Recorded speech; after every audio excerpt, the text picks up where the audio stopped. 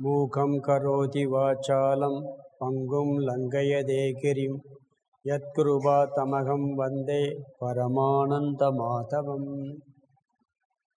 ஸ்ரீமத் பகவத்கீதை 2வது அத்தியாயம் சாங்கிய யோகம் பார்த்துக்கிட்டு இருக்கோம். முதல் அத்தியாயத்தில் அர்ஜுனனுடைய துயரம், அர்ஜுன விஷாத யோகம். அர்ஜுனனுக்கு துயரம் வந்தது. எப்படி வந்தது? பற்றினால் வந்தது. துயரம் வந்ததனால் என்ன ஏற்பட்டது? மோகம் ஏற்பட்டது. பற்று, கவலை, மயக்கம். இது 3 முதல் அத்தியாயம். 2வது அத்தியாயத்தில் 4 டாபிக் பார்க்கணும்னு சொன்னோம். அர்ஜுனனுடைய மனநிலையில் மாற்றம். அர்ஜுனன் சிஷ்யனாக மாறுகிறான். முதல் அத்தியாயத்தில் அதர்மத்தை தர்மமாகவும் தர்மத்தை அதர்மமாகவும் குழப்பமாக பேசிய அர்ஜுனன் நான் குழம்பி இருக்கின்றேன் என்பதை ஒத்துக்கொண்டான். நான் பற்றுடன் இருக்கிறேன் என்பதை, தன்னுடைய குறையை அனைத்தையும் உணர்ந்து பகவானிடம் சரணடைகிறான். எனக்கு வழி கூறுங்கள், என்னுடைய துயரத்தை நீக்குவதற்கு வேறு வழியே இல்லை. சொர்க்கம் கிடைத்தாலும் துயரம் போகாது. இந்த ராஜ்யம், எதிரிகள் இல்லாத ராஜ்யம் கிடைத்தாலும் என்னுடைய துயரத்தை போக்க முடியாது. ஏன்னா முன்னாடி நிற்கிற துயரம் மரணம் என்ற துயரம். என்ன விலை கொடுத்தாலும் மரணத்தை நிப்பாட்ட முடியாது. கடவுள் நினச்சிட்டாருன்னா முடியாது. அதனால் இதை நீக்கிறதுக்கு, இதனால் அந்த துயரத்தை நீக்கிறதுக்கு எனக்கு வழி சொல்லுங்கள்னு அந்த வைராக்கியம் வருது, விவேகம் வருது, பணிவு வருது, சரணாகதி வருது. இதெல்லாம் ஒரு சிஷ்யனுக்கு உண்டான தகுதி. அதெல்லாம் சிஷ்யனாக மாறிவிட்டான். இது முதல் டாபிக் பார்த்தோம். 2வது டாபிக் என்ன பார்த்தோம்? இந்த மரணத்தை பற்றி அவன் துயரப்பட்டதால், மரணம் என்பது ஆத்மாவுக்கு கிடையாது. நம்மகிட்ட 2 தத்துவம் இருக்குது. உணர்வு தத்துவம், ஜட தத்துவம், உடல் தத்துவம் சொல்லி. அந்த உணர்வு தத்துவத்தை ஆத்மான்னு சொல்லுவோம். அந்த உடல் தத்துவத்தை அனாத்மான்னு சொல்லுவோம். ஆத்மா, அனாத்மா. இந்த உணர்வு தத்துவம், ஆத்ம தத்துவம் என்பது அதற்கு என்றைக்கும் மரணம் இல்லை. அது பிறக்கவும் இல்லை, இறக்கவும் இல்லை. உடல் பிறக்கிறது, இறக்கிறது. ஆத்மா பிறப்பதற்கு முன்பும் இருந்தது, இறந்த பின்பும் இருக்கும்.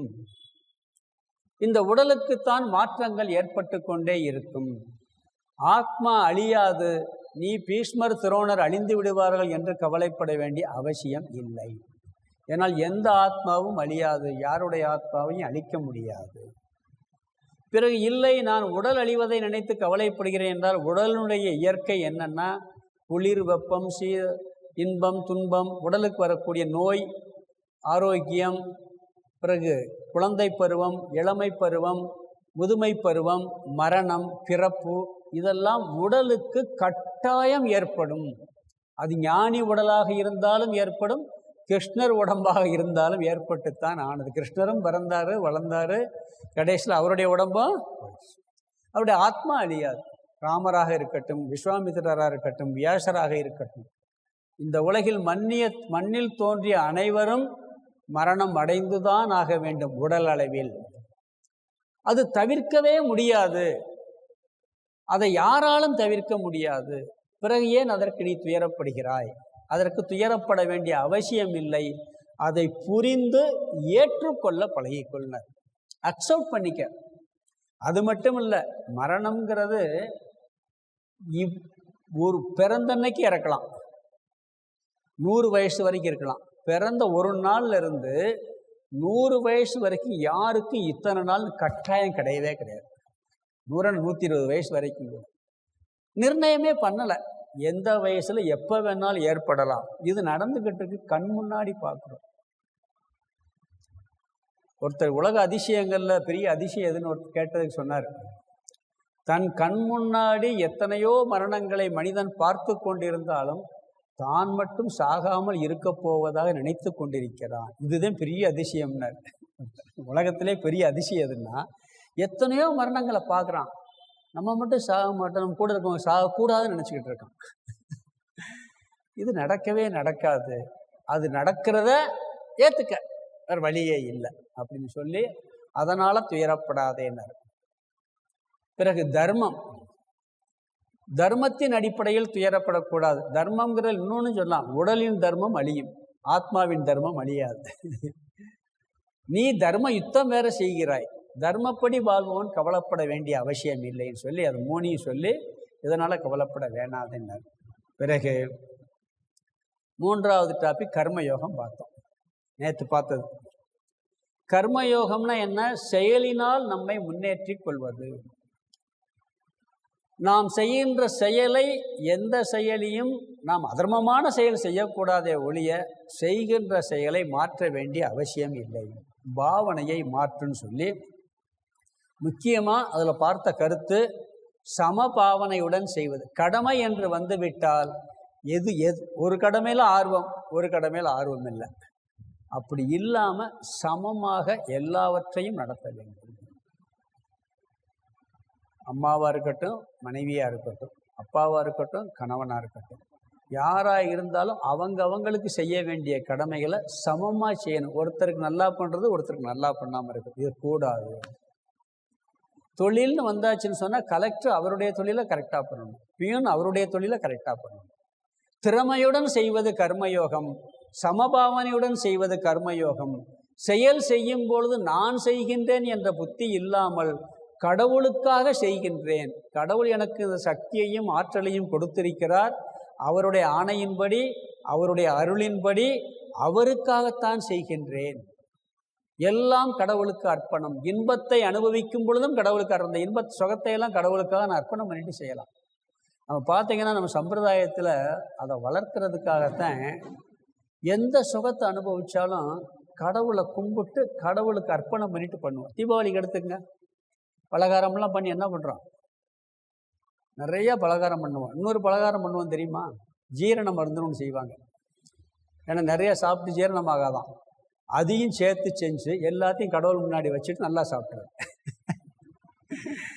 அப்படி தானே பண்ணுறோம். ட்ரெஸ்ஸை கூட என்ன பண்ணுறோம்? மஞ்சள் தடவி அது பூஜையெல்லாம் பண்ணி சாமி முன்னாடி வச்சுட்டு ட்ரெஸ்ஸை போடுறோம். பழக்கம் இருக்கா இல்லையா? எது செய்தாலும் கடவுளுக்காக, கடவுள் முன்னாடி ஒரு பொருள் கூட, ஒரு பாத்திரம் வாங்கிட்டு வரீங்கன்னு வச்சுக்கங்களேன், யூஸ் பண்ணுறதுக்கு முன்னாடி கடவுள் முன்னாடி வச்சுட்டு பண்ணுறேன். இது கடவுள் கொடுத்துருக்காரு, இந்த இதில் பண்ணுற வேலையெல்லாம் கடவுளுக்காக பண்ண போகிறேன். ஈஸ்வர அர்ப்பண புத்தியுடன் செய்தல், இது செயலில் இருக்கின்ற பாவனை. செயலினால் ஒரு பலன் வரும். இன்பம் வரலாம், துன்பம் வரலாம், லாபம் வரலாம், நஷ்டம் வரலாம், வெற்றி வரலாம், தோல்வி வரலாம். எது வந்தாலும், குறைவாக வந்தாலோ நிறைவாக வந்தாலோ கடவுளுடைய பிரசாதம் என்று கோயிலில் பிரசாதத்தை எப்படி சந்தோஷமாக வாங்கிக்கிறோமோ, குறையாக இருந்தாலும் அதை அப்படி பிரசாத புத்தியோடு பெற்றுக்கொள்ள வேண்டும். பெற்ற பின்பு அந்த பலன் அதிகமாக இருந்தால், பெரிய இன்பத்தை கொடுப்பதாக இருந்தால், பெரிய வெற்றியை கொடுத்ததாக இருந்தால், பெரிய லாபத்தை கொடுப்பதாக இருந்தால் துள்ளக்கூடாது. என்ன பண்ணணும்? அதை ஏற்றுக்கொள்ள வேண்டும். குறைவாக இருந்தால், நஷ்டமடைவதாக இருந்தால், தோல்வியாக இருந்தாலும் அதையும் ஏற்றுக்கொள்ள வேண்டும். இரண்டும் கடவுள் கொடுத்த பிரசாதம். இது பலனில் உள்ள பாவனை. செயலில் உள்ள பாவனை சமபாவனை, ஈஸ்வர அர்ப்பண புத்தி. பலனில் உள்ள பாவனை பிரசாத புத்தி, ஏற்றுக்கொள்ளும் மனப்பான்மை. இது ரெண்டும் பலனில். மூன்றாவது, நாம் செய்கின்ற செயல் நமக்கும் மற்றவர்களுக்கும் பிரயோஜனமாக இருக்க வேண்டும், பலன் தருவதாக இருக்கு. நமக்கு சில பேர் சொல்லுவாங்க, நம்மளுக்கு பலன் இருக்கோ இல்லையோ மற்றவங்களுக்கு இருந்தால் போதும்ட்டு. அப்படியெல்லாம் இல்லை. அப்படின்னா ரொம்ப நாள் பண்ண முடியாது. நாமளும் நல்லா இருந்தால்தான் அந்த காரியத்தை நல்லா செய்ய முடியும். நாம் அழிஞ்சிட்டு அந்த காரியத்தை நல்லா செய்ய முடியுமா? அப்போ நம்மளுக்கும் பலன் தரணும், மற்றவர்களுக்கும் பலன். இது உத்தமமான கர்மம். இதை நீ செய்கின்ற செயல் அப்படி இருக்கான்னு பார்த்துக்க, ரொம்ப நல்லது. அப்படி ஒருவேளை இல்லைன்னா உனக்கு மட்டும் நல்லதாக இருந்தால் கூட பரவாயில்லை, அடுத்தவங்க கெடுதல் வரக்கூடாது. மூணாவது, மற்றவனை கெடுத்து நம்மளுக்கு நல்லது வர கூடவே கூடாது அப்படின்னு இது செய்கின்ற செயல்கள் எப்படிப்பட்டதுன்னு சொன்னார். இப்படி நாம் இந்த பாவனையோடு செயலை செய்யும் பொழுது பாவம் என்பது ஒரு நாளும் வராது, தோல்வி என்பது கிடையாதுங்கிறார். வெளியே தோல்வி, நம்மளுக்கு என்ன வெற்றி தெரியுமா? நம்ம பக்குவமாகும், உள்ள தூய்மை கிடைக்கும். மன தூய்மை மாதிரி வெற்றி எதுவும் இல்லை. வெளியே நஷ்டம் அடைஞ்சிருக்கும், இந்த பாவனை அடைஞ்சிட்டோம்னா மனசு தூய்மையாக இருக்கும், மனசு தூய்மை அடையும், மனசில் திறமை வரும். அது பெரிய வெற்றியா இல்லையா? வெளியே பண நஷ்டம், மனசில் பெரிய லாபம் கிடைக்கும் இந்த பாவனை இருந்தால். என்ன செய்தாலும் அதில் புண்ணியம் மட்டுமே வரும். டாக்டர் உதாரணம் சொன்னல, டாக்டர் ஆப்ரேஷன் பண்ணி இறந்து போனால் புண்ணியம்தான். மத்தால் ஒருத்தர் கொலை செஞ்ச ஒருத்தர் அறுத்து கொண்டா அது பாவம். ஏன்னா நோக்கம் அந்த உயர்ந்த நோக்கம். அதனால் புண்ணியம் மட்டுமே கிடைக்கும். தோல்வி என்பது இல்லை. வெளியே தோல்வி நம்மளுக்கு அந்த தோல்வி பெரிய பக்குவத்தையும் மன சாந்தியையும் மன தூய்மையையும் கொடுத்து அதில் ஒரு பெரிய பிரயோஜனத்தை கொடுத்துரும். அதனால் பலன் இல்லை என்பது, இந்த பலனில் இன்னொரு பலன் மன அமைதி, மனசாந்தி, மன தூய்மை. மன தூய்மை கிடைக்காட்டி என்ன இருக்குது? மன தூய்மையினால் எனக்கு என்ன பிரயோஜனம்னு எல்லாரும் நினைக்கலாம். மன சுத்தமாக இருந்தால் தான் மைண்ட் நம்மளுக்கு நிம்மதியாக இருக்குது, ஃப்ரீயாக இருக்குது. பார்த்துருக்கீங்களா? நீங்கள் அழுக்கு சட்டையை போட்டுக்கிட்டு இருந்தால் எப்படி இருக்கும் உங்களுக்கு? குளிக்காமல் அழுக்கோட, உடம்பு அழுக்கோடு இருக்குது, குளிக்கவே இல்லை 3 நாளைக்கு, கசகச எரிச்சலாக இருக்காது? நல்லா குளிச்சுட்டு நல்லா நீட்டாக ட்ரெஸ்ஸை, புது ட்ரெஸ், தூய்மையான ட்ரெஸ் போயிட்டு எவ்வளோ ஃப்ரெஷ்ஷாக இருக்குது.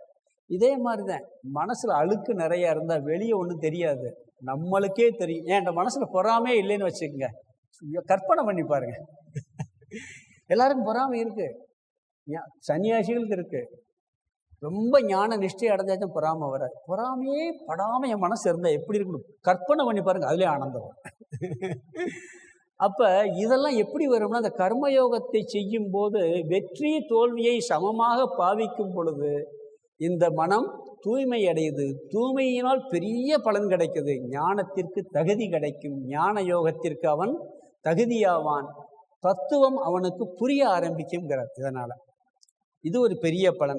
அப்படி நீ கர்மயோகமாக செய்யவில்லை என்றால் அதனுடைய தோஷம் என்னன்னா, மற்றவங்க மாதிரி செஞ்சேன்னா பாபமும் வரும், மீண்டும் மீண்டும் மன சுத்தமாகவும் ஆகாது, பிறவி சுழலில் சுற்றிக்கிட்டே இருப்ப, அதில் நஷ்டந்தேன்னு சொல்லி கர்மயோகத்தை நேற்று நிறைவு பண்ணோம். அடுத்த டாபிக் ஞான பலன். ஞானியினுடைய ஞானம் அடைஞ்சவனுடைய நிலை என்ன, அவன் எப்படி அமருவான், எப்படி உட்காருவான், எப்படி பேசுவான், எப்படி நடப்பான் அப்படின்னு சொல்லி அர்ஜுனன் கேள்வி கேட்குறான். இது 4வது டாபிக், இந்த அத்தியாயத்தில் கடைசி டாபிக். அதில் சொல்லும் பொழுது, ஞானத்தினுடைய பலனை சொல்லும் பொழுது ஞான லட்சணம் சேர்ந்து வந்துடும், ஞானியினுடைய லட்சணம் வந்துடும். நீங்கள் எல்லாரும் ஞானின்னா என்ன கற்பனை பண்ணுறது தெரியுமா? நிறைய பேருக்கு ஞானின்னா குளிக்க மாட்டார், சாப்பிட மாட்டார், இல்லாட்டி எப்போ பார்த்தாலும் கண்ணை மூடி தியானம் ஊற்றிக்கிட்டே இருப்பார், இல்லாட்டி காட்டில் இருப்பார். இப்படித்தானே எதிர்காலத்தெல்லாம் சொல்லுவார்.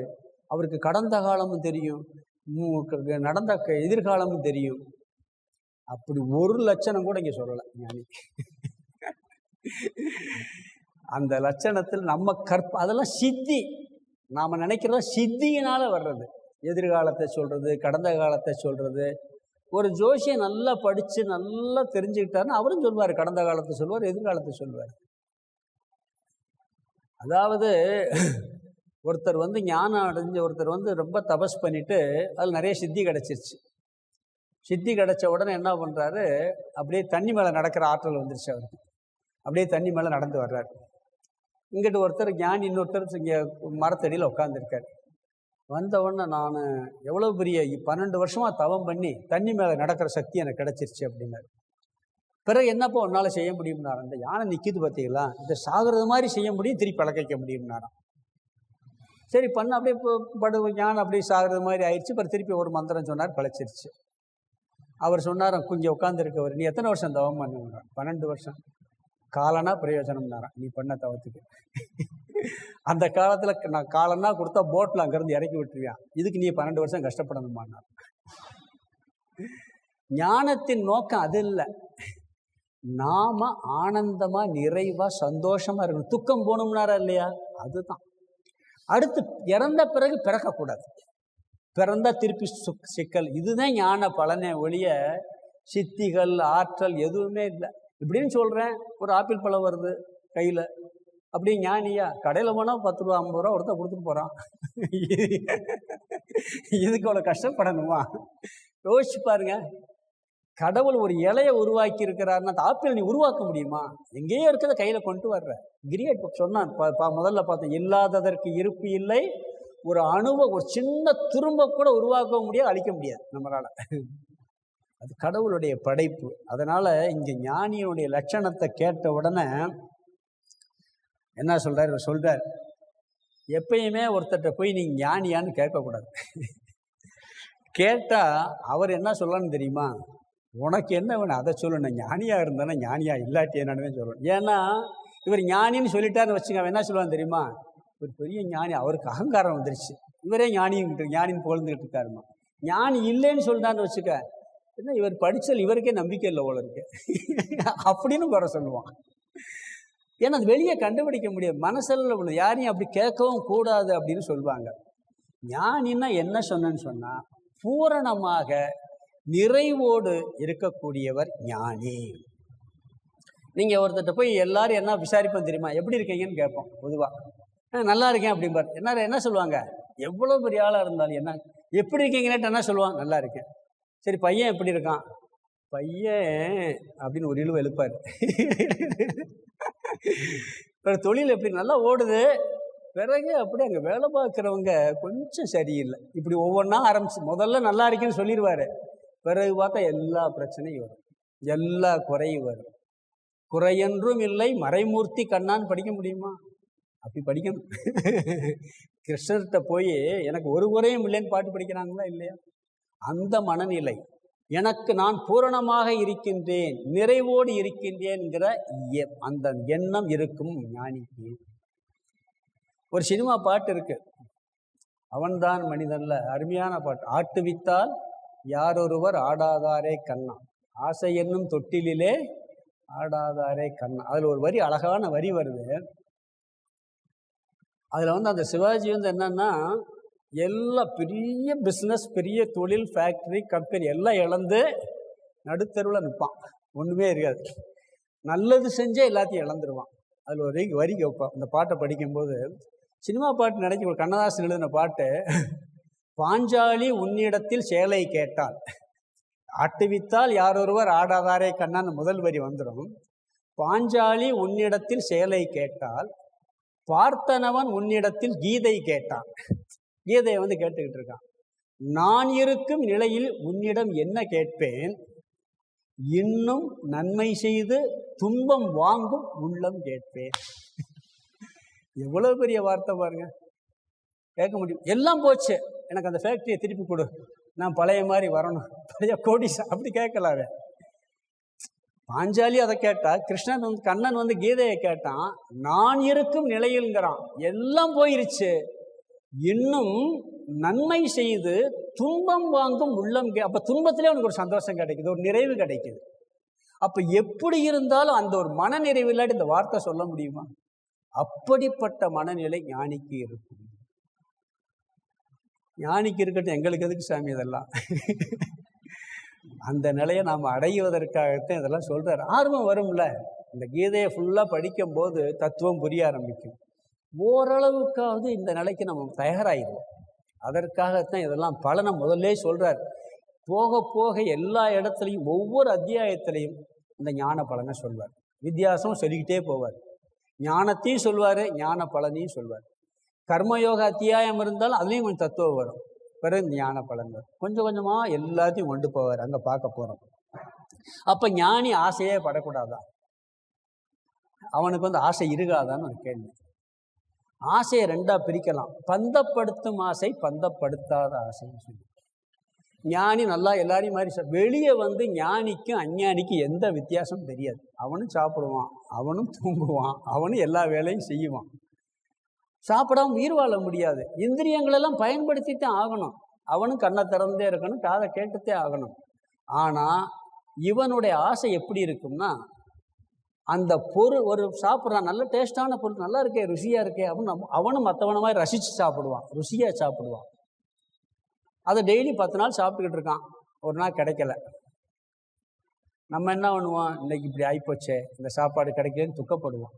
அவனுக்கு அது துக்கம் வராது. அது அவனை அடிமையாக்காது. என்ன சுகத்தை அவன் உலகத்தில் தர்மமான சுகத்தை அனுபவித்தாலும் கூட அது பந்தப்படுத்தாது ஞானியை. ஆதிசங்கரருக்கு இந்த பாரத தேசம் முழுதும் வளம் இந்த 4 மடங்களை நிறுவி, கீதைக்கு பாஷ்யம் எழுதி, உபனிஷத்துக்கு பாஷ்யம் எழுதி, மற்ற மதம் இந்து மதத்தை ஒரு ஒழுங்குபடுத்துறதுக்கு ஆசை இல்லைன்னா செஞ்சிருக்க முடியுமா? அந்த ஆசை பந்தப்படுத்துகிற ஆசையா? இல்லை. தயானந்த சரஸ்வதி ரிஷிகேஷில் இப்போ இருக்க ஆசிரமத்தில் ஒரு குடிசை போட்டு தங்கியிருந்தார். நைட்டு முடிச்சு பார்த்தா பாம்பு கூட துஞ்சிக்கிட்டு இருக்குமா அந்த குடிசையில். Dayananda sir world famous, world ஃபுல்லாக பிரச்சாரம் பண்ணிட்டு வந்தார். அப்போ ஒரு நாள் வெளியே போயிருக்கும்போது அவர் நோட்ஸ் எல்லாம் எழுதி புக்ஸ் எல்லாம் வாங்கி நிறைய அங்கங்கே போய் கிளாஸ் கேட்பாராம். கேட்டு எழுதி ஒரு அந்த அந்த அந்த ரூம் ஃபுல்லாக வச்சு கூரை செட்டு. இவர் வெளியே போயிட்டு வரும்போது ஒரு நாள் தீப்பிடிச்சி எரிஞ்சு போச்சு. அத்தனை நோட்ஸும் போச்சு. கவலையே போயிட்டு போகுது உள்ளே இருக்குன்ட்டார். நம்ம என்ன பண்ணுவோம்? துடிப்போம். அப்போ அது வந்து பந்தப்படுத்தலை, அந்த நோட்ஸ் கூட அவரை பந்தப்படுத்தலை. ஜனகர் சொல்வாராம், அரண்மனை தீப்பிடிச்சு இருந்தாலும் ஒன்று தான், அரண்மனை தீப்பிடிச்சு எரியாட்டாலும் எனக்கு ஒன்று தான் பாரான் ஜனக மகாராஜா. அப்படி இவனுடைய எந்த ஆசையும் இவனை பந்தப்படுத்தாது. இவன் தன்னில் தான் இன்புற்றிருப்பான். இவனுடைய ஆனந்தம் மேலோட்டமான உயிர் வாழ்வதற்காக பொருள்களை பயன்படுத்துவானே தவிர ஆனந்தத்துக்கு அதை பயன்படுத்த மாட்டான். மேலோட்டமான ஆனந்தத்துக்கு பயன்படுத்துவான்.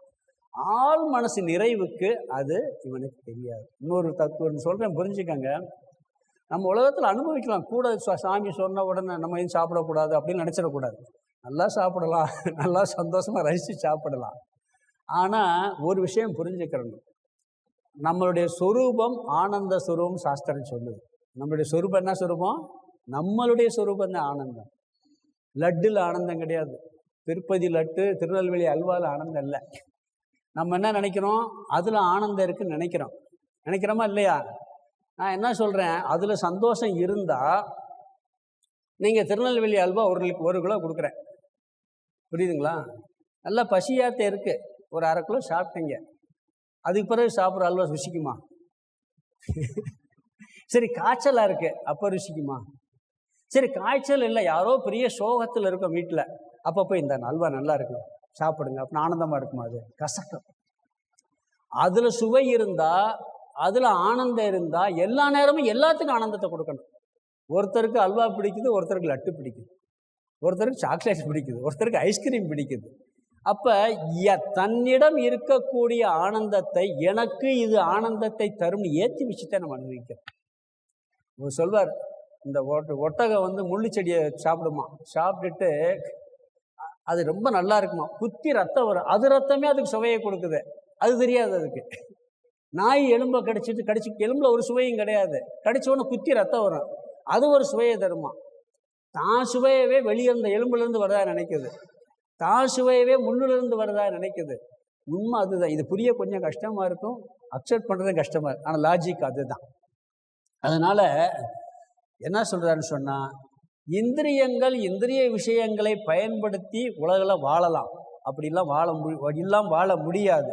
அதை தர்மமாக உயிர் வாழ பயன்படுத்துவது தப்பில்லை. ஆனால் எனக்கு இது இருந்தால்தான் ஆனந்தம், இல்லை என்றால் ஆனந்தம் இல்லைங்கிறது ஞானிக்கு வராது. இருந்தால் பயன்படுத்துவான், இல்லாட்டி பயன்படுத்த மாட்டான். அவனுக்கு இந்திரியங்கள் அவனை இழுக்கும் பொழுது அவன் ஆமை போல் உள்ளே தன்னுடைய இந்திரியங்களை இழுத்துக்கொள்வான். ஒரு பொருள் அவனை கவருதுன்னு வச்சுக்கோங்க, தேவையில்லைன்னு நினச்சான்னா நம்ம என்ன பண்ணுவோம்? தேவையில்லை நினச்சா கட்டுப்படுத்த முடியாது. ஞானி ஆமை எப்படி தனக்கு ஆபத்து வரும்னா 5 மீதி உள்ளே இழுத்துக்கிறதுல 4 காலியும் தலையும், அது மாதிரி இவன் ஒருமையில் ஆமை போல் 5 அடக்கல் ஆற்றன் எழுமையும் ஏமா புடைத்துன்னு ஒரு குறள் இருக்கு. இந்த இந்திரியங்கள் வந்து தேவையில்லாமல் இழுத்துச்சுன்னா ஞானி அடுத்த செகண்ட் உள்ள எடுத்துருவான், அங்கே போகாமல் கட்டுப்படுத்த முடியும். இதெல்லாம் ஞான நிஷ்டையானத்தான் வரும், இல்லாட்டி வராது. ஞானத்தில் இருந்து நாமளும் அதை அடையிறணும். அதுக்காகத்தான் இதெல்லாம் சொல்கிறாரு. இது பலன், இப்படிப்பட்ட பெரிய பலன் கிடைக்கும். பொதுவாக ஞானி அவனுடைய மனசை அவனுக்குள்ளே வச்சுருப்பான், அவன் ஆனந்தமாக இருப்பான். அதனால் நம்மளுக்கு என்டர்டெயின்மெண்ட்டே எதுக்கு தெரியுமா? மனசை நம்மகிட்ட வைக்க முடியலை, நம்ம மனசை நம்மகிட்ட வைக்க முடியலை. அதனால தான் என்டர்டெயின்மெண்ட்டே நம்மளுக்கு இருக்குது. பிறகு ஆசைகளை வந்து கட்டுப்படுத்தும் போது கவனமாக இருக்கணும், புத்திபூர்வமாக இருக்கணும், அறிவுபூர்வமாக இருக்கணும். சில பேர் அடக்கினது மாதிரி இருப்பாங்க, 10 மடங்கு அடக்கிட்டு 1 மடங்கு அடக்கிட்டு ஒரு 10 மடங்கு வெளியே போயிடும். 5 வருஷம் மௌனம் வர ஒருத்தர் இருந்தார், வந்த பிறகு நான் ஸ்டாப், பேச்சை நிப்பாட்ட முடியல அவரால். அது தப்பு. அளவாக பேசி அளவாக கண்ட்ரோல் பண்ணி பழகணும். சில பேர் பார்த்தீங்கன்னா அனுபவிச்சதுனால வேணான்னு ஒதுக்கியிருப்பான். ஒருத்தர் 2 பாக்ஸ் வந்து லட்டு ஒருத்தருக்கு ரொம்ப பிடிக்கும். ஒரு பாக்ஸில் ஒரு 20 லட்டு இருக்குது, இன்னொரு பாக்ஸில் ஒரு 20 லட்டு இருக்குது. ஒருத்தர் வந்து கொடுத்துட்டு போகிறார். கொடுத்துட்டு போன உடனே அந்த லட்டு விரும்பி சாப்பிட்றவர் உட்காந்துருக்கார். இன்னொருத்தர் வர்றார், வந்து பார்க்குறாரு. அந்த ஒரு பாக்ஸ் லட்டு அப்படியே இன்னும் கண்ணு முன்னாடி இருக்குது, திறந்துருக்கு, ஒரு ஒன்று கூட சாப்பிடலை. என்னப்பா லட்டு நீ வச்சுருக்க, ஒன்று கூட பிடிக்கவே இல்லையா, சாப்பிடலையே, என்ன லட்டே வேணான்னு ஒதுக்கிட்டியா, அவ்வளோ வைராக்கியமானு கேட்குறாரு. அந்த 2 பாக்ஸ் கொடுத்தேன், 20 சாப்பிட்டாங்க. அதனால் சாப்பிட முடியாமல் உட்காந்துருக்கேன். உள்ள 20 லட்டு ஏற்கனவே போயிடுச்சு, இப்போ எப்படி சாப்பிட முடியும்? இதெல்லாம் அடக்கிறது இல்லை. கண்ணு முன்ன இன்னும் ஒரு 5 மணி நேரம் ஆச்சுன்னா ஒரு இந்த லட்டும் உள்ளே போயிடும். இரண்யகசிப்பு ராவணன்லாம் மாதிரி தவம் பண்ணால் உலகத்தில் கிடையாது. பெரிய தபஸ்விகளை விட கடுமையான தவம் பண்ணாங்க. தவத்திலிருந்து வந்த பிறகு என்னாச்சு? என்ன அக்கிரமம் பண்ணணுமோ அத்தனை அக்கிரமம். இப்படி இருக்க மாட்டாங்க. அந்த தவம் வந்து அந்த அடக்கின பிறகு அது நிலையாக இருக்கும். பழுவா ஞானத்தினால் அஞ்ஞானத்தினால பழுவா இருந்த மனசு ஞானம் வந்த பஞ்சு மாதிரி ஆயிடுமா சொல்லுவாங்க. அப்படி ஒரு ஞானிக்கு இருக்கும் அப்படிங்கிறார். பிறகு இன்னொரு விஷயம், ஞானியுடைய லட்சணம், நம்ம உலகத்தில் ஒரு பெரிய வெற்றி அடைஞ்சிட்டோம்னு வச்சுக்கோங்க, ஒரு கர்வம் வருமா வராதா? ஒரு ஆணவம் வரும். எந்த இதை அடைஞ்சாலும் அதில் வந்தால் தப்பு இல்லை, பரவாயில்லைன்னு சொல்லலாம். தவம் பண்ண பிறகு எனக்கு நான் இவ்வளோ பெரிய தவம் பண்ணேன்னு கர்வம் வந்தால் எவ்வளோ பெரிய தப்பு. நான் எல்லாத்தையும் விட்டுட்டேன், நான் வைராக்கியத்தோடு இருக்கேன், நான் உலக சுகத்தை பூரா விட்டுட்டேன்னு ஆணவம் வந்தால், உலக சுகம் காக்கையின் எச்சில் மாதிரின்னு சொல்லியிருக்கு. காக்கையின் எச்சில் நான் தூக்கி போட்டேன்னு கர்வப்படலாமா? சாதாரண ஒரு கர்வம் இருக்கு. அந்த இது உண்மையான ஞானிக்கு தவம் பண்ணுறவனுக்கு இருக்கும். கர்வம் வரும். கொக்கென்று நினைத்தாயா கொன்கணவாயின்னு கேட்டிருக்கீங்களா இல்லையா? அந்த முனிவர் எப்படிப்பட்ட ஆணவம் வந்துச்சு? கொக்கை எரிச்சது மாதிரி ஒன்று எரிச்சு போடுவேன்னு நினைச்சாரு. ஏன்னா இவருக்கு தவ ஆட்டினால கொக்கை எரிச்சாராம். கேள்விப்பட்டிருக்கீங்கல்ல? கொக்கை எரிக்கிற ஆற்றல் வந்த உடனே ஆணவம் வந்துருச்சு. ஒரு பெண் என்ன கேட்குறாங்க, ஒரு பத்தினி பெண், அது வந்து இவர் அவமதிக்கிற மாதிரி இருந்தவன் என்ன சொல்றாரு, என்ன நான் கொக்கவே எரிச்சிட்டு வந்திருக்கேன், நீ எல்லாம் எம்மாத்திரம் மனசில் நினைக்கிறாரு. அந்த அம்மா உள்ளேருந்து வீட்டுக்குள்ளேருந்து சொல்லுது, கொக்கென்று நினைத்தாயா கொங்கண முனிவரேன்னு கேட்குது. என்னையெல்லாம் ஒன்று நீ எரிக்க முடியாதுங்குது.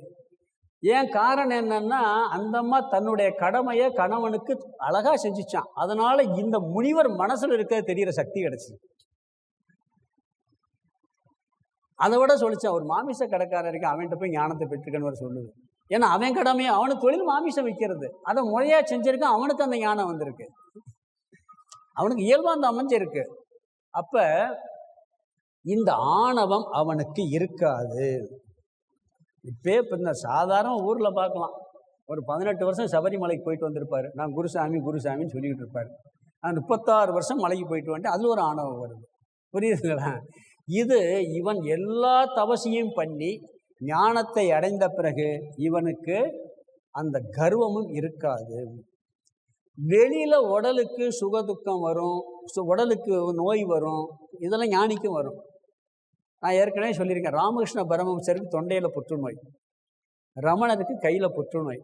ரமணத்தை கேட்குறாங்க, எப்பயும் நல்லாத்தையும் பேசிக்கிட்டு இருக்காரு, உங்களுக்கு வலிக்குதான்னு கேட்குறாங்க. ரோலரை வச்சு கையில் ஏற்றினா எப்படி வலிக்கும் அப்படி வலிக்குதுங்கிறாங்க. ஆனால் பேசாமல் இருக்கார். ராமகிருஷ்ணர்கிட்ட சாப்பிட முடியாது, தொண்டையில் புற்றுநோய் கடைசி காலத்தில்.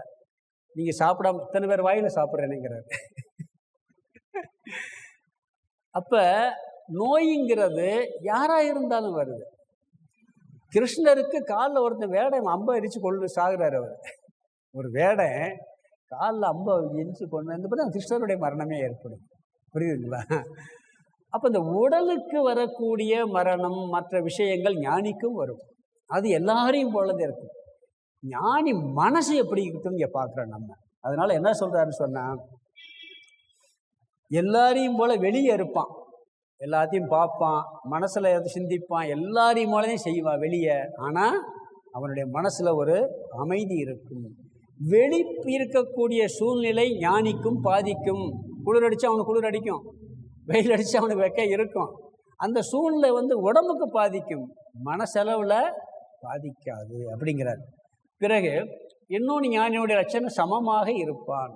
நம்ம கர்மயோகத்தில் பார்த்தோம் எல்லாத்துலேயும் சமபாவனைன்னு சொல்லி, அது முயற்சி பண்ணி வர்றது. ஞானம் வந்தாச்சுன்னா இயல்பாகவே அவனுக்கு சமபாவனை இருக்கும். இன்பம் துன்பம் வரும் பொழுது, லாபம் நஷ்டம் வரும்போது சமமாக இருப்பானா. ஒரு கப்பல் வியாபாரி, பெரிய வியாபாரி இருந்திருக்கார். அவர் என்ன பண்ணியிருக்கிறாரு, அவருடைய பெரிய தொழில் பண்ணிக்கிட்டு இருக்காரு. ஒரு மீட்டிங்கில் உட்காந்துருக்காரு. ஒரு மீட்டிங்கில் உட்காந்து பேசிக்கிட்டு இருக்காங்க. பேசிக்கிட்டு இருக்கும்போது மீட்டிங் நடந்துக்கிட்டே இருக்கு. பக்கத்தில் ஒருத்தர் காதை கடிக்கிறார். அந்த கப்பல் அந்த வியாபாரி, பெரிய பிஸ்னஸ் மேன். அப்படியே ஒரு நிமிஷம் அப்படியே கண்ணம்படி உட்கார்றாரு. அந்த இறைவனுக்கு நன்றி அப்படிங்கிறார். யார்? அந்த கப்பல் வியாபாரி. பிறகு மீட்டிங் நடந்துக்கிட்டு இருக்கு. 2 மணி நேரம் 3 மணி நேரம் நடந்துக்கிட்டே இருக்கு. பிறகு என்ன அவர் திருப்பி அவருடைய பிஏ உள்ள ஒரு நிமிஷம் அப்படி வர்றாரு. பிறகு ஏதோ காதல் சொல்கிறார். அப்படியே அந்த இறைவனுக்கு நன்றிங்கிறார். எல்லாம் மீட்டிங் முடிஞ்சிச்சு. என்ன சொன்னார், என்ன கேட்டீங்க, நன்றின்னு சொன்னீங்கன்னு கேட்கும்போது அவர் சொல்கிறாரு, நான் என்னுடைய சொத்து எல்லாம் விற்று அடமானம் வச்சு ஒரு பெரிய பிஸ்னஸ், அதுக்காக நான் கப்பலில் சரக்கு வாங்கி அனுப்பிச்சி விட்டேன். அந்த கப்பல் போய் சேர்ந்து அதை அடைஞ்சிருச்சுன்னா இதை போல் எனக்கு பல மடங்கு லாபம் கிடைக்கும். அந்த கப்பல் மூழ்கி போச்சுன்னு நடுத்தரவுக்கு தான் வரணும். நான் முதல்ல புயலில் சிக்கிக்கிருச்சு, கப்பல் மீற முடியாத போல இருக்குது, எல்லாமே போயிடும் போல இருக்குது, அந்த மாதிரி அங்கேருந்து செய்தி வருது அப்படின்னு சொல்லி சொன்னான். என் மனசை பார்த்தேன். சரி, கடவுள் விருப்பம் அதுவாக இருந்தால் இருக்கட்டும்னு சொல்லி என் மனசு அமைதியாக இருந்துச்சு. இந்த சூழ்நிலையிலும் எனக்கு இப்படி ஒரு அமைதியான மனசை கொடுத்துருக்கியே, அப்படிப்பட்ட கடவுளுக்கு நன்றின்னு முதல்ல சொன்னேன். பிறகு 2வது என்ன சொன்னார், அந்த கப்பல் தப்பிச்சிருச்சுன்னு சொன்னாங்க. புயல் நின்று போச்சு, அதில் மீறிடுச்சுன்னு சொன்னாங்க. அப்பையும் என் மனசை பார்த்தேன். அதனால் பெரிய சந்தோஷமெல்லாம் எனக்கு வரல, அப்பையும் அமைதியாக இருந்துச்சு. அப்போ இப்படிப்பட்ட மனதை கொடுத்த அந்த இறைவனுக்கு நன்றின்னு சொன்னேன்னா, இது ஞானியினுடைய மனசு. நம்மளுக்கெல்லாம் உடனே வந்துடும் நினச்சிட வேணாம், வந்தால் நல்லது. ஆனால் அந்த இதுக்கு முயற்சி பண்ணுறோம், அதுக்கு நாம் பயிற்சி பண்ணுறோம். ஞானம் வந்தாலும் கூட உடனே வராது, கொஞ்சம் கொஞ்சமாக பண்ணி அந்த நிலைக்கு உயர வேண்டும்.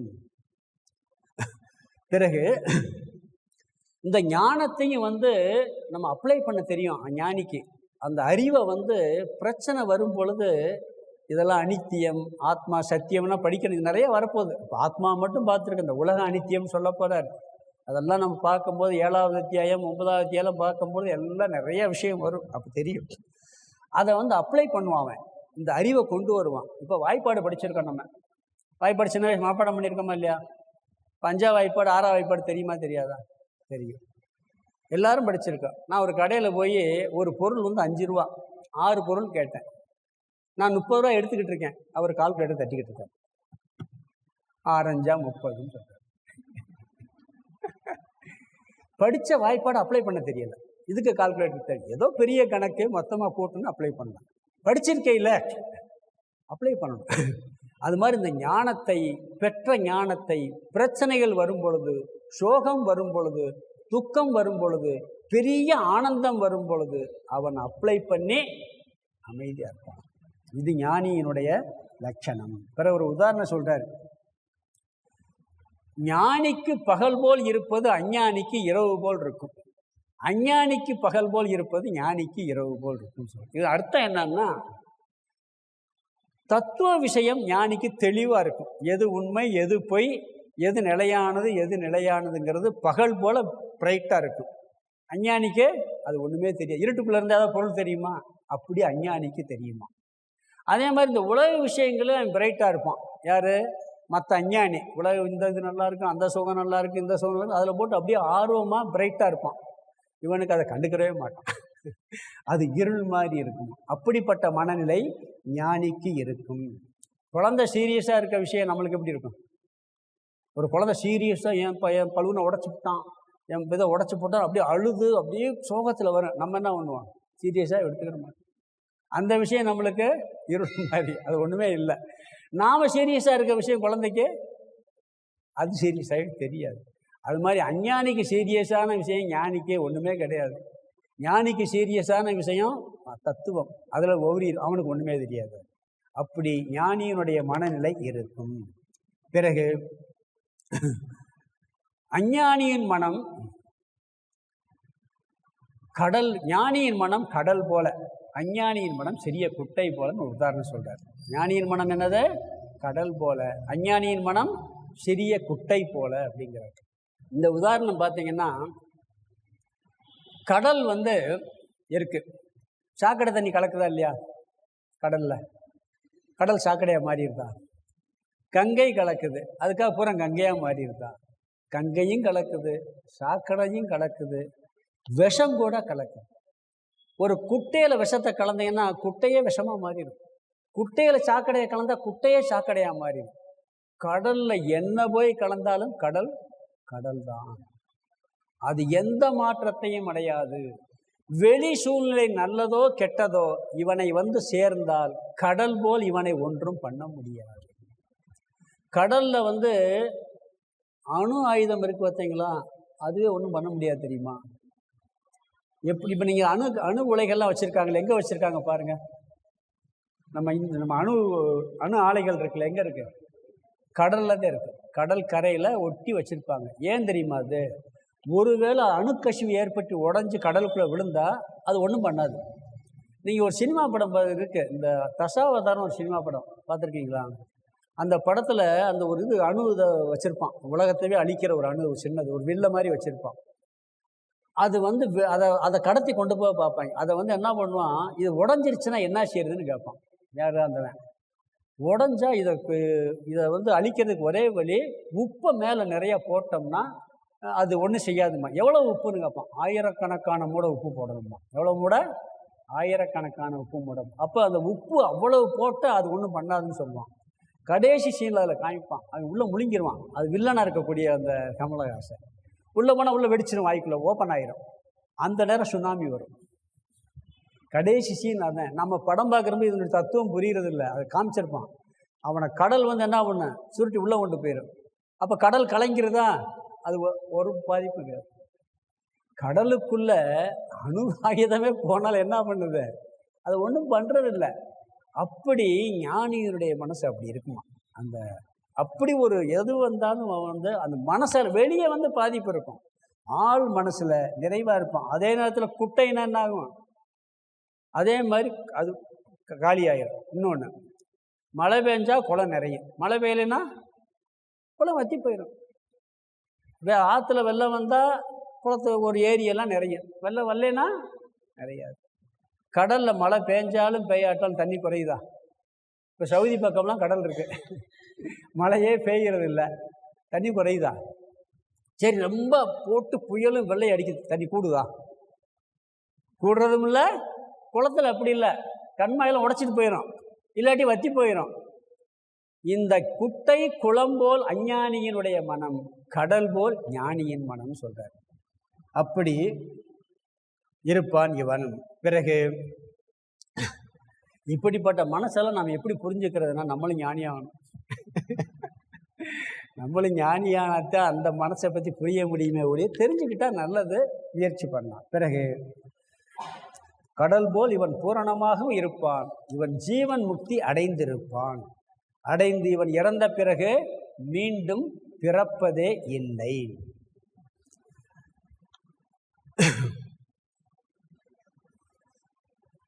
இதில் 2 பலன் சொல்கிறார். ஒன்று ஜீவன் முக்தி, இரண்டாவது விதேக முக்தின்னு சொல்கிறார். இந்த உலகத்தில் இவன் இருக்கும் பொழுதே, நீங்கள் முக்தினா என்ன நினச்சிக்கிட்டு இருக்கோம்? நம்ம எல்லாரும் முக்தினா என்ன நினச்சிக்கிட்டு இருக்கோம்? இறந்த பிறகு அடைகிறது நினச்சிக்கிட்டு இருக்கோம். இந்த நம்ம வேதாந்த சாஸ்திரத்தில் முக்தினா 2 சொல்லுது. இந்த உலகத்தில் வாழும் பொழுதே இவன் எந்த சூழ்நிலையிலும் மன அமைதியாக இருக்குன்னு வச்சுக்கோங்க. இவனுக்கு மன சந்தோஷமாக அமைதியாக இருக்குன்னா, இந்த தத்துவத்தை புரிஞ்சு நான் ஆத்மஸ்வரூபங்கிற ஞானத்தினால, ஆனந்த ஸ்வரூபத்தினால இவன் அமைதியாக எல்லா சூழ்நிலும் ஆனந்தமாக இருக்க முடிஞ்சால் அதுக்கு பேர் ஜீவன் முக்தின்னு பேர். வாழ்ந்து கொண்டிருக்கும் போதே அடைகின்ற முக்தி. நம்ம நினைக்கிறோம் அவருக்கு ஜீவ சமாதி, உயிரோட வச்சு புதைக்கிறதுன்னு நினச்சிக்கிட்டு இருக்கோம். ஜீவ சமாதினா உயிரோட புதைக்கிறது இல்லை. ஜீவன் முக்தின்னு அப்படி கிடையாது.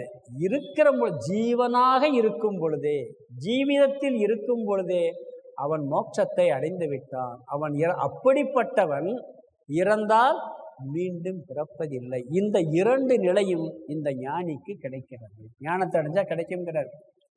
இறப்பு உண்டு, பிறப்பு இல்லை. இறக்கிறத யாராலும் நிப்பாட்ட முடியாது. மீண்டும் பிறக்க மாட்டான்.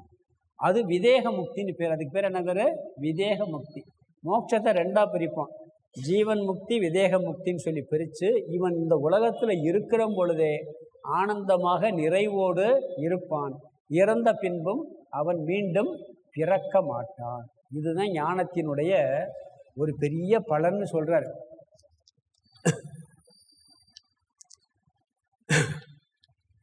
ஞானியை இன்னொன்று சொல்லுவாங்க, ஒரு படகு இருக்கு, ஒரு சின்ன காற்றடிச்சா கூட அந்த படகு கடலில் மூழ்கடிச்சிடும், மூழ்கடிச்சிடும். ஆனால் ஞானியை கப்பல் மாதிரி என்ன காற்றடிச்சாலும் கூட அதை அசைக்க விடாமல் அவன் மூழ்கடிக்க முடியாது. அப்படிப்பட்ட மனதோடு அவன் இருப்பான். இவன் ஜீவன் முக்தியோடு வாழ்வான். இதுதான் ஞானியினுடைய லட்சணம். இதுக்கு திருக்குறளில் அருமையாக வள்ளுவர் அழகாக சொல்லியிருக்கிறார். அதை நான் உங்களுக்கு குறளை சொல்லிவிட்டு இதை நிறைவு பண்ண கருத்தை. அதாவது ஜீவன் முக்திக்கு சொல்கிறாரு, இருள் நீங்கி இன்பம் பயக்கும் மருள் நீங்கி மாசறு காட்சி அவருக்கு. திருக்குறள். இருள் நீங்கி இன்பம் பயக்கும் மருள் நீங்கி மாசறு காட்சி அவருக்கு. அர்த்தம் என்னன்னா, அறியாமை நீங்கி தெளிந்த அறிவை உடையவர்கள் அவர் கண்ட அந்த உண்மை அறிவு இன்பத்தை கொடுக்கும். இன்பத்துக்கு என்ன காரணம் சொல்றாரு? இங்க என்ன சொன்னார்? அறியாமை போனா ஞானம் வந்தா துன்பம் போயிரும்னார். வள்ளுவர் அழகா சொல்லியிருக்காரு. எப்படி? இருள் நீங்கி. இருள் நீங்கினா என்ன? அறியாமை நீங்குது. நம்மளை பற்றி அறியாமை நீங்கி தெளிந்தவருக்கு இன்பம் பயக்குங்கிறார். அவர் கண்ட உண்மை இன்பத்தை தரும். இது ஜீவன் முக்தி. இந்த உலகத்தில் இருக்கும்போதே அறியாமை நீக்கிட்டு அவன் இன்பத்தோடு இருப்பான், எப்பொழுதும் சந்தோஷமா இருப்பான் அப்படிங்கிறார். அதுக்கு காரணம் என்ன? அறியாமை நீங்குதல். அறியாமை நீங்கினா இந்த ஞானம் வந்தா அப்படி ஒரு சந்தோஷம் கிடைக்கும். அப்புறம் இன்னொரு குறள் சார், காமம் வெகுளி மயக்கம் இவை மூன்றில் நாமம் கெடக்கெடும் நோய்ங்கிறார். அதாவது விருப்பு வெறுப்பு அறியாமைன்னு சொல்றார்.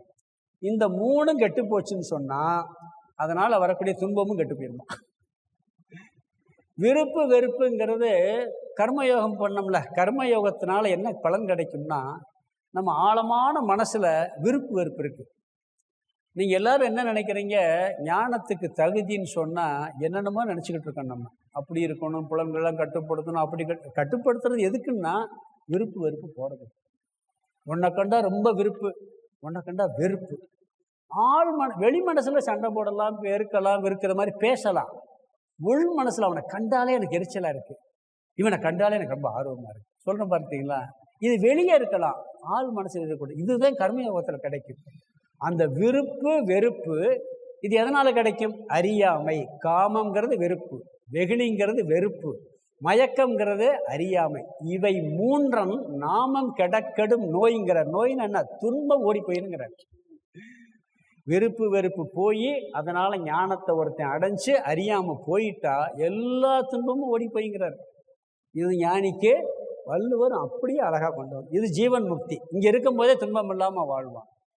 இறந்த பிறகு அவன் மீண்டும் பிறக்க மாட்டான். அதை சொல்றாரு. என்ன சொல்றாருன்னா, யான் எனது என்னும் செருக்கு அறுப்பான் வானோருக்கும் உயர்ந்த உலகம் புகும். நம்ம என்ன பண்ணிக்கிட்டு இருக்கோம்? ரெண்டு தப்பு இருக்கு நம்மகிட்ட. ஒன்று நான்கிற எண்ணம், அகங்காரம். இன்னொன்று என்னுடையது. இந்த உடம்பை நான் நினைச்ச உடனே இந்த உடம்பை சேர்ந்த எல்லாம் இது என்னுடையது. உறவுகள், சொத்து, சுகம் எல்லாம் என்னுடையதுன்னு இருக்கு. இது ரெண்டும் செருக்குங்கிறார். இதை விட்டு போச்சுன்னு சொன்னா அவன் வானோருக்கும் உயர்ந்த உலகம் புகுங்கிறார். வானோர்னா என்ன? தேவர்கள். இந்திரலோகம் கிடையாது, அதை விட உயர்ந்த லோகம்னா பிறவாமை. அந்த லோகத்தை அடைஞ்சிடும். இது எப்படி வரும்? ஞானிக்கத்தே வரும். ஞானிக்கு இந்த உடம்பு நான்கிற எண்ணம் இல்லை, அது போச்சு. உடம்பே நான் இல்லைன்னு அந்த உலகத்தை எது என்னுடையது? உடம்பே நான் இல்லைன்னா உடம்பை சார்ந்த உறவுகளாக இருக்கட்டும், எந்த சொத்து சுகமாக இருக்கட்டும், எதுவுமே என்னுடையது இல்லை. நான் என்ற அகங்காரமும் என்னுடையது என்ற மமகாரமும் நீங்கிவிட்டால் அவன் மேலான நிலையை அடைவான்னா பிறவா நிலையை அடைவான்னு சொல்லி வள்ளுவர் சொல்றார். இதுதான் உண்மையிலேயே நம்ம அதுக்காக அப்போ எதுவுமே என்னுடையது இல்லையா, வீட்டு போய் அப்போ நான் யார்ட்டையும் பேச மாட்டேன் நான் அப்படியெல்லாம் இருக்கக்கூடாது. ஒரு விஷயம் வச்சுக்கோங்க. சில பேர் என்ன பண்ணிடுறாங்கன்னா, இந்த கீத கிளாஸு வேதாந்தம்லாம் கேட்டு போய் வீட்டில் போய்கிட்டு வேறு மாதிரி டீல் பண்ணுறது. அது என்றைக்கும் பண்ணிடாதீங்க. அதனால தான் நிறையா பேர் டீல் பண்ணுறதுனால தான் கீத கிளாஸ்க்கெல்லாம் போயிடாது, அதுக்கு போயிடுறது, வீட்டில் கண்ட்ரோல் பண்ணுறது. சில பேர் தப்பாக புரிஞ்சுக்கிட்டு வீட்டில் எப்படி இருக்கணுமோ அப்படித்தான் இருக்கணும், அதில் எந்த மாற்றம் இருக்கக்கூடாது. ஒரு கிரகஸ்தன் எப்படி இருக்கணுமோ அப்படித்தான் இருக்கணும், அதை சிறப்பாக செய்யணும், இந்த பாவனையோடு செய்யணும். ஞானம் வந்த உடனே எனக்கு என்ன எதுவுமே என்னுடைய இதில் நான் வச்சுக்கிற மாட்டேன். அப்போ சாப்பிடாம இருக்கணும். சாப்பிடாம இருப்பியா? இருக்க முடியாது அப்படியெல்லாம். அதனால எந்த ஒரு குரலை சொல்றாரு. பிறகு ஓர்த்துள்ளம் உள்ளது உணரின் ஒருதலையா பேர்த்துள்ளா வேண்ட பிறப்பு, நன்றாக ஆராய்ந்து உண்மையாக உணர்ந்தவருக்கு நிச்சயமாக பிறப்பில்லைன்றார் வள்ளுவர். இது ஞானியின் லட்சம். இங்கே சொல்லியிருக்கார், கடைசி சுலோகத்தில் வரும், இது இருந்தவன் இங்கேயும் ஆனந்தமாக இருப்பான், இறந்த பேர் பிறக்கவும் மாட்டாங்கிறார். அதை வள்ளுவர் 2 அதிகாரத்தில் அழகா சொல்ற. கற்று ஈண்டு மெய்ப்பொருள் கண்டார் தலைப்படுவார் மற்ற ஈண்டு வரா நெறிங்கிறார். நல்லா படித்து மெய்ப்பொருளை கண்டு ஞானத்தை அடைந்தவன் மீண்டும் இந்த உலகத்தில் திரும்பி வரமாட்டான்ங்கிறார். இறக்க மாட்டான்னு சொல்ல, உடம்பு போயிடும், மீண்டும் இந்த உலகத்துக்குள்ள திரும்பி வரமாட்டான். எதுக்கு பிறக்காமல் இருக்கு? நான் பிறந்துட்டு போகிறோமே, நல்லது தானே. இப்பிறவி தப்பினால் எப்பிறவி வாய்க்குமா? நீ நல்லா யோசிச்சு பாருங்க. நம்ம நினைக்கிறோம் நம்ம பிறந்ததிலிருந்து அது யாராக இருக்கட்டும், எப்படிப்பட்ட ஆளாக இருக்கட்டும், எவ்வளவு துன்பத்தை அனுபவிச்சு யோசிச்சு பார்த்தீங்கன்னா தெரியும். இன்பத்தையும் அனுபவிச்சிருக்கோம், கஷ்டத்தை அனுபவிச்சிருக்கோம். திருப்பி அந்த கஷ்டத்தை அனுபவிக்காமல் இருக்கணும்னா மீண்டும் பிறவாமல் இருக்க வேண்டும், அந்த நிலை நம்மளுக்கு அடைய வேண்டும் சொல்லி ஞானியினுடைய லட்சணத்தை வள்ளுவரும் அழகாக சொல்லியிருக்கிறார். இதற்கு இனி ஒரு உதாரணம் சொல்லி அதை நிறைவு செய்கிற இந்த கருத்தை. இந்த ஞானிக்கு அஞ்ஞானிக்கு வெளியே எப்படி இருக்குன்னா, வெளியே எப்படி இருக்கும், மனசு எப்படி இருக்கும், ஒரு உதாரணம் சொல்லலாம். ஞானிக்கு வெளியே துக்கப்படுற மாதிரி இருக்கும், ஆனால் ஆள் மனசில் துக்கம் முடியாது. அஞ்ஞானிக்கு வெளியே சந்தோஷமாக இருக்கும், உள்ளுக்குள்ளே ஒரு குறை இருக்கும். இதுக்கு ஒரு உதாரணம் சொல்கிறேன். ஒரு ஒரு குடும்பஸ்தர், நல்ல பெரிய கோடீஸ்வரர், வசதி இருக்குது, ஒரே ஒரு மகள். அவருக்கு யார்? ஒரே ஒரு மகள். சின்ன வயசுலேருந்து அன்பாக அழகாக பாராட்டி சீராட்டி வளர்த்துருக்காரு, புரியுதுங்களா? அவருக்கு ஒரு நல்ல மாப்பிள்ளையை தேடுறாரு, அருமையான மாப்பிள்ளை கிடைக்குது, நல்ல மாப்பிள்ளை கிடைக்குது, நல்ல வசதியான இடம், அந்த பண்புள்ள குடும்பம் கிடைக்குது, பண்புள்ள பையன் கிடைக்கிறான், நல்லவருக்கு கிடைக்கிறான், திருமணம் நல்லா நடக்குது. நடந்த உடனே கல்யாணம் முடிஞ்ச பிறகு அந்த பொண்ணை மாப்பிள்ளை வீட்டுக்கு அனுப்பி வைக்கிறார். அப்படியே அழுகிறார். யார்? அப்பா அம்மா அழுகிறாங்க. இது பிரிஞ்சு போதே அப்படி சோகத்தில். சோகமா? அது உண்மையிலே சோகமா? மேலோட்டமாக நம்மளை விட்டு மக பிரிஞ்சு போதேன்னு ஒரு துக்கம் மேலோட்டமாக. ஆள் மனசில் நல்ல இடத்துக்கு போகுது, நல்ல மாப்பிள்ளை, எவ்வளோ பெரிய சந்தோஷம் இருக்குது. ஆனால் வெளியே அப்படியே தேங்கி தேங்கி அழுவாங்க. சில வீட்டில் பார்க்கலாம், கல்யாண வீட்டில் முடிச்சுட்டு மறுவீடு வந்துட்டு போகும் பொழுது அப்படி ஒரு அழுகை. உண்மையான சோகம்னா சோகம் கிடையாது, ஆனந்தம். வெளியே துக்கம், ஆள் மனசில் ஆனந்தம். இப்படி ஞானி வெளியே எல்லாரையும் மாதிரி துக்கப்படுமா அதெல்லாம் இருப்பான், ஆள் மனசில் அவனுக்கு ஒரு ஆனந்தம் இருக்கும். அஞ்ஞானி எப்படி இருப்பார்? அதுக்கு ஒரு உதாரணம். நீங்கள் என்ன பண்ணுறீங்க, விரதம் இருக்கிறீங்க, நிறைய விரதம் இருந்து ஒரு 4-5 வருஷம் விரதம் கடைப்பிடிக்கிறீங்க, புரியுதுங்களா? இருந்துட்டீங்க. ஒரு கிழமை, இந்த கிழமையில நான் இன்னைக்கு சாப்பிட மாட்டேன் அப்படியே இருக்கீங்க. அன்னைக்கு வெளியூர் போக வேண்டிய நண்பருடைய வீட்டுக்கு ஒருத்தர் போக வேண்டிய வந்துடுது. அங்கே போனால் அவர் என்ன பண்ணுறாரு, நம்மளுக்கு என்னெல்லாம் பிடிக்குமோ அதெல்லாம் செஞ்சு வச்சிடுறாரு. என்ன பண்ணுறாரு, என்னெல்லாம் பிடிக்குமோ அது நம்ம பார்த்தாலே அவர் தெரியுமில்ல இவனுக்கு எதை விரும்பி சாப்பிடுவான்ட்டு. அப்போ இவர் இல்லைப்பா இன்னைக்கு நான் விரதம் சாப்பிட மாட்டேன் அப்படிங்கிறார். அவர் என்ன சொல்கிறார், இன்னைக்கு ஒரு நாளைக்கு சாப்பிடு, என்ன குறைஞ்சா போகுது, நட்டமாக போகுது அப்படின்னு சொல்லி வம்பு வந்தார். இவனும் பார்க்குறாரு, முடியெல்லாம் அந்த வாசனை வேறு மூக்க துளைக்குது, என்ன இருக்க சமையல் பண்ண வாசனை. அப்போ சரின்னு உட்காந்த உடனே அப்படி இலையெல்லாம் போட்டு அப்படியே ரசித்து சாப்பிட்றாரு. அப்பா இது சாப்பிட்டு ரொம்ப நாள் ஆச்சுடா, நீ இன்னைக்கு என்னை ஒரு நல்லபடியாக அப்படி போட்டு வச்சுருக்க, பரவாயில்ல அப்படின்னு ரசித்து சுகமாக சாப்பிட்டு முடிச்சிடறாரு.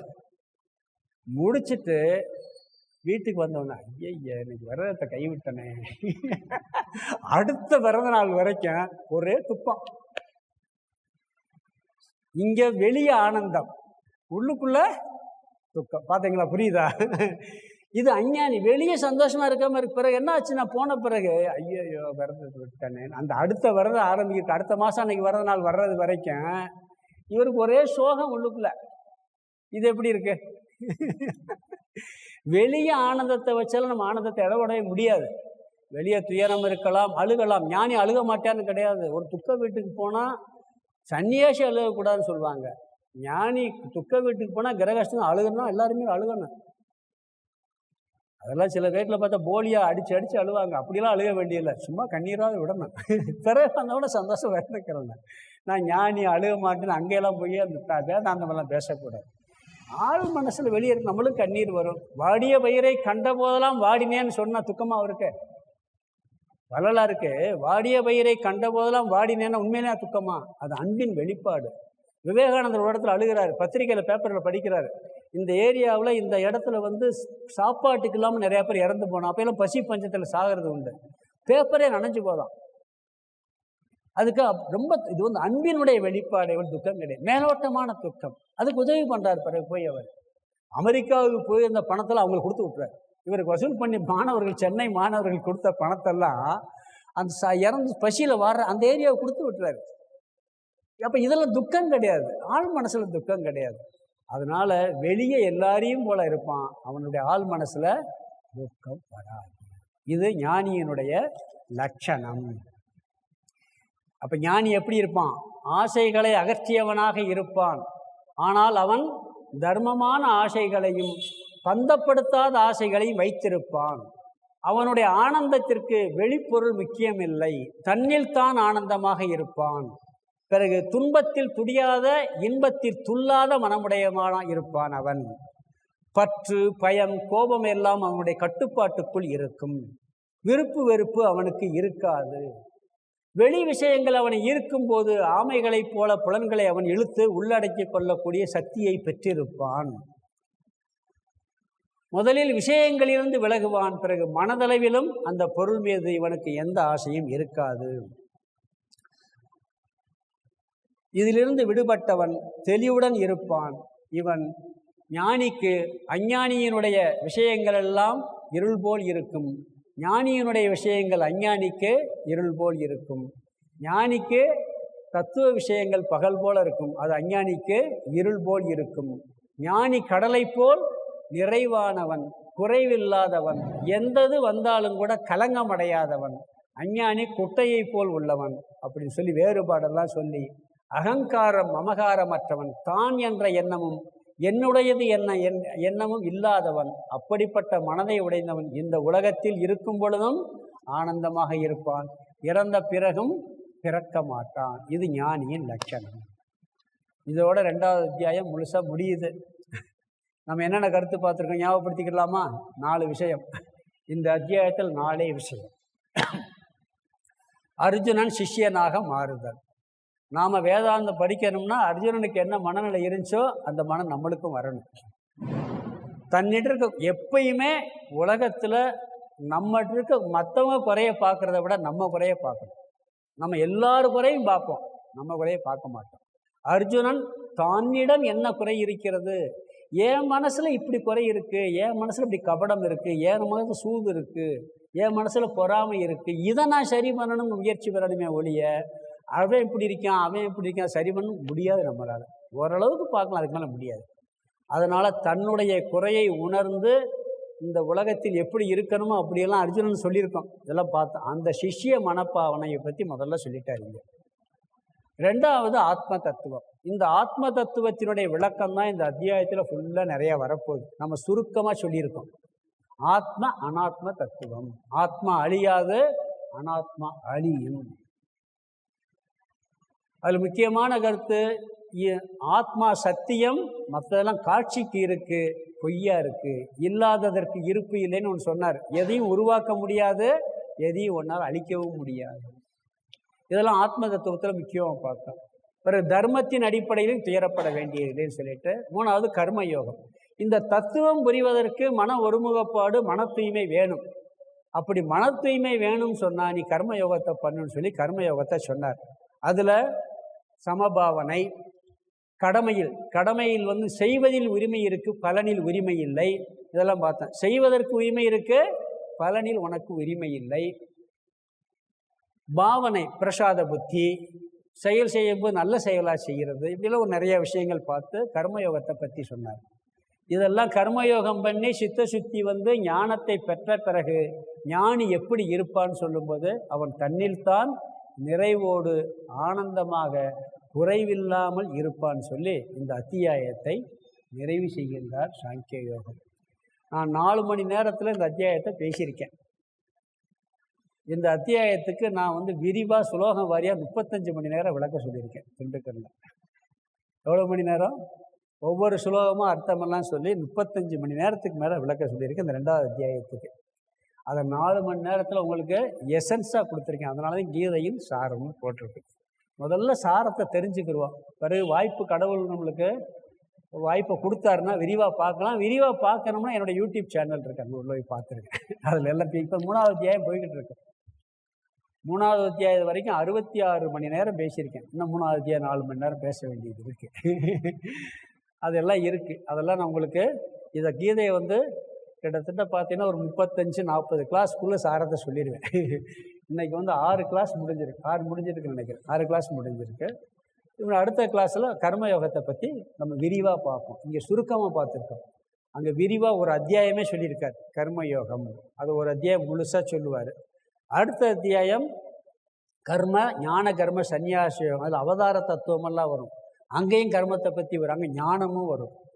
5வது அத்தியாயத்துலையும் ஞானம் வரும், சந்நியாச யோகம், அங்கேயும் ஞானத்தை பற்றி நிறையா சொல்லுவார். 6வது அத்தியாயம் தியானத்தை பற்றி சொல்லுவார், தியான யோகம்.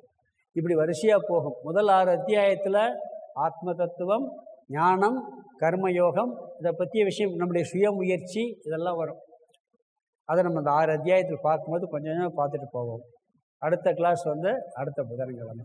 ஓம் பூர்ணமத பூர்ணமிதம் பூர்ணாத் பூர்ணமுதச்யதே பூர்ணஸ்ய பூர்ணமாதாய பூர்ணமேவாவசிஷ்யதே.